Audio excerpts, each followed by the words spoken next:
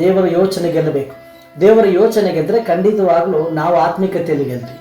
ಶಾರೀರಿಕವಾಗಿ ನಾವು ಸೋತ್ರೂ ಪರವಾಗಿಲ್ಲ, ಆತ್ಮಿಕತೆಯಲ್ಲಿ ಗೆಲ್ಲಬೇಕು. ಶಾರೀರಿಕವಾಗಿ ಗೆಲ್ಲಬೇಕನ್ನುವಂಥವ್ರು ಲೋಕದಲ್ಲಿ ಉಳಿತಾರೆ, ಆತ್ಮಿಕವಾಗಿ ಗೆಲ್ಲಬೇಕನ್ನುವಂಥವ್ರು ಪರಲೋಕದವರೆಗೂ ಸಾಕ್ತಾರೆ. ನಾವು ದೇವರ ಆಲೋಚನೆಯನ್ನು ಗೆಲ್ಲಿಸಬೇಕು. ಅದು ಹೇಗೆ ಸಾಧ್ಯ ಅಂತಂದರೆ ಅಬೈಡಿಂಗ್ ಇನ್ ಇಸ್ ವರ್ಡ್. ದೇವರ ವಾಕ್ಯದಲ್ಲಿ ನಾವು ನೆಲೆಗೊಂಡಾಗ ಆಟೋಮೆಟಿಕ್ಕಾಗಿ ಗೆಲುವು ನಮಗೆ ಹತ್ತಿರವಾಗ್ತದೆ. ದೇವರ ಮಕ್ಕಳಾಗಿ ಬದುಕ್ತಾ ಇರುವಾಗ ಚಾಲೆಂಜ್ಗಳನ್ನು ಫೇಸ್ ಮಾಡ್ಕೊತ ಹೋಗ್ಬೇಕು. ಏನ್ರಿ, ದೇವರ ಒಂದು ವಾಕ್ಯದಲ್ಲಿದ್ದಂಥ ನಾವುಗಳು, ದೇವರ ಮಾತುಗಳಲ್ಲಿದ್ದಂಥ ನಾವುಗಳು ಡೆಫಿನೆಟ್ ಆಗಿ ನಮ್ಮ ಜೀವಿತ ಗ್ರೋತ್ ಕಡೆ ಹೋಗ್ತಿರ್ತದೆ. What actually the growth is? ಬೆಳವಣಿಗೆ ಅಂದ್ರೆ ಏನು? ಎಲ್ಲವನ್ನ ನನಗೆ ಸಮೃದ್ಧಿಯಾಗಿ ಸಂಪಾದನೆ ಮಾಡ್ಕೊಂಡು ಇಟ್ಕೊಂಡಿದ್ದೀನಿ ಅಂತಕ್ಕಂಥದ್ದು ಬೆಳವಣಿಗೆನ ಅಥವಾ ಸಾಧನೆನ?